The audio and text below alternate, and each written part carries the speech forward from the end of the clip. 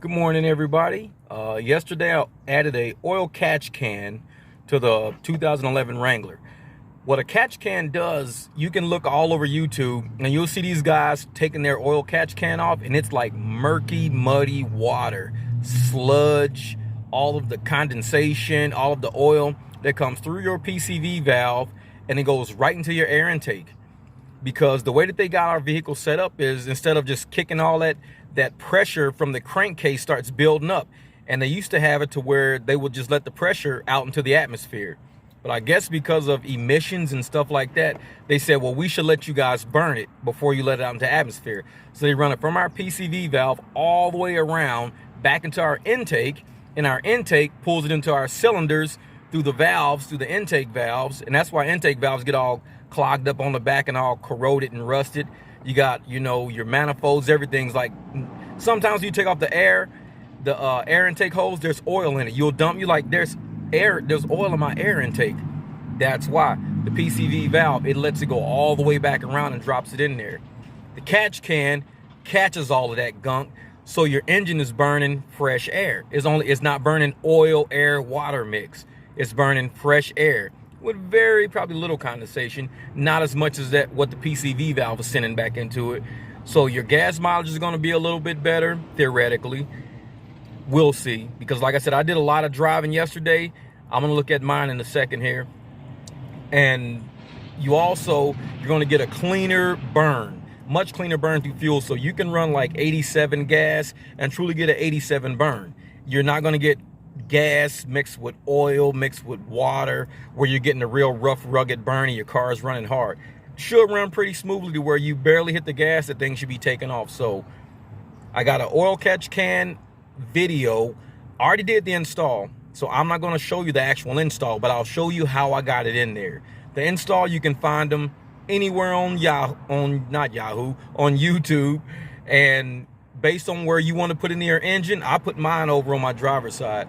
You can set it up however you want to set it up. There's so many ways you can get these in there, from screws, bands, just allowing it to hang in there, whatever. You could prop it against something. So that's all up to how you want to do it. But 30 bucks. And I mean, this thing, I can already feel a difference in how I'm driving it. Last night I was kind of cruising, and I mean, I'm barely hitting the gas. I'm like 70, 80 miles an hour, just like I'm not even touching the gas. This thing's taking off. So I'm gonna look at my miles per gallon in a second. I haven't taken a look. I've been out driving all night. I'm gonna swap out these hoses today. I used them last night to see how it will go, and these are, once they get warm, they get real thin and they kind of collapse a little bit. The air one really collapses. This one like suctions, and it's like damn near paper thin. So I'm taking these off. That's why people don't use the kit hoses. Now I know why. Taking that thing off, taking this one. I could leave this one on, it didn't do too bad, but I'll probably just swap both of them out. But yep, the oil catch can thing worked pretty good. After last night's driving, that is my average miles per gallon. Now I do a lot of stopping, a lot of going, a lot of dropping people off and everything like that. So for me to see 18.1, that number after a night of driving is usually around about 14.5. That's right. All I did was added that oil catch can on there, and I think it pulled some of that bad air out. But that's also got something to do with the way we tuned it also.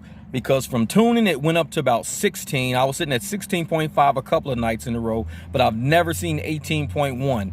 Not until after yesterday, after swapping out that oil catch can, getting fresher air through there, less gunk, because I drive about 200 miles a night.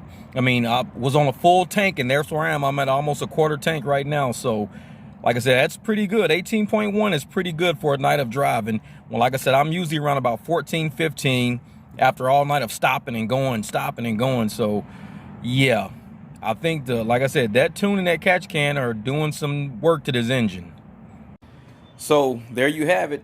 Basic, catch can install. Here's the stock hose that came with the kit. You don't want to use it. I'll use it for something else in the garage, but it won't take heat. It gets real flimsy. Don't use this hose. Use something else. But I'll let you know how it goes with a follow-up video. Let me roll this thing for about a month or so before my next oil change, because I do, about an oil change every month and a half with all the miles I put on here, and I'll see how much I can get out of that catch can.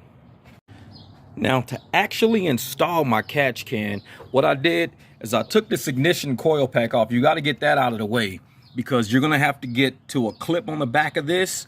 And you're going to have a clip right there. That clip right there have to come off. This was one long hose.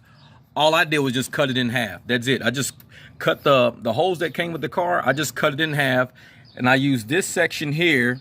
I added another hose. This here is actually some plumbing cement, because plumbing cement can take a lot of heat, a lot of moisture. So I added plumbing cement on there. I added plumbing cement right here.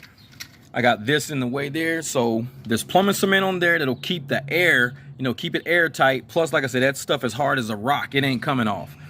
And there's an adapter right here that I got from O'Reilly's, and this is the adapter that came with the kit right there. This attaches the smaller hoses that go to these two pieces here. I mean, it was a really simple install. Once you actually get it, you're gonna see how easy it is to put together. The only fabrication you really have to do is the main hose. Just cut it in half. That's it. I just cut it in half, ran it here, stopped it there, and that was probably the only true fabrication. The rest was just putting together. And I got mine bracketed. Like, here's my little computer piece here. There's a bolt right here. So all I did was just took that bolt out, screwed it in here. That thing is on there solid. It's not going nowhere. Then this clip actually came with, it came in two pieces. It actually, you just kind of screw this together, bolt that together, get that to clip on there. That's on there pretty solid. It's not going anywhere. So that's basically how my catch can is set up. It's not complicated at all.